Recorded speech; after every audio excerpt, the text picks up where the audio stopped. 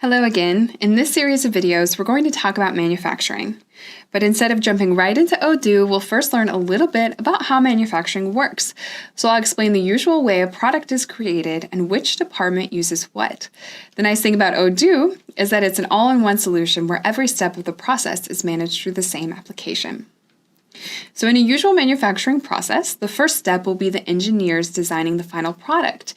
They usually work on a computer-aided design, also known as CAD, such as AutoCAD or Autodesk. Once they design the product in CAD, they will create a BOM or bill of material. Here's one for a bicycle. As you can see, it's quite simple, but it references every product and subproduct going into the bike. We'll see more about BOMs in a subsequent video. So once the BOM is done, the responsibility will shift to the manufacturing engineering team. They're responsible for routings, worksheets, and work centers. A routing is a set of steps a product goes through for production. Worksheets are the instructions for the manufacturing operator, and work centers are the places where the production is being conducted. They put the engineer's plans in motion. Once everything is decided, we'll need to start buying the items required in our manufacturing process. So we'll go to another team. Purchase, also known as procurement. They will disperse requests for quotations or purchase orders. Once the items arrive at our plant, they'll be received by the inventory team. Good inventory management is key in manufacturing, so you'll need a great flow for your process to be seamless. Once you have everything you need, work can start.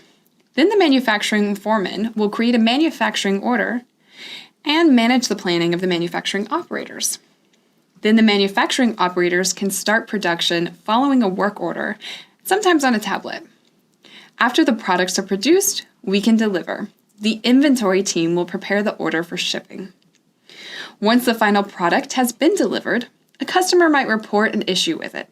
This will start a new process, which requires a new department, the quality team. When a quality alert is triggered either by someone in the company or a customer, we proceed to a root cause analysis. Once we find the cause of the issue, for example, if it's a component issue, we can trigger a control point at the receipt of our products. If it's a problem of design, we'll issue an engineering change order or ECO, which in turn will trigger a new updated BOM to correct the issue. The last thing we need is a maintenance program. There are two types of maintenance, corrective and preventative. With corrective maintenance, you'll fix an already existing issue. This means fixing what's broken. For preventative maintenance, an example would be if you notice that your equipment tends to fail after a certain number of uses. It's a good idea to do some maintenance before it breaks. This will prevent your production from being blocked. The really nice thing about Odoo is that you can stay in the same software for all of your needs, and you won't need to juggle 10 different applications anymore. This concludes our overview of manufacturing. I hope you'll join us in the subsequent videos where we'll go more in depth over each feature in Odoo.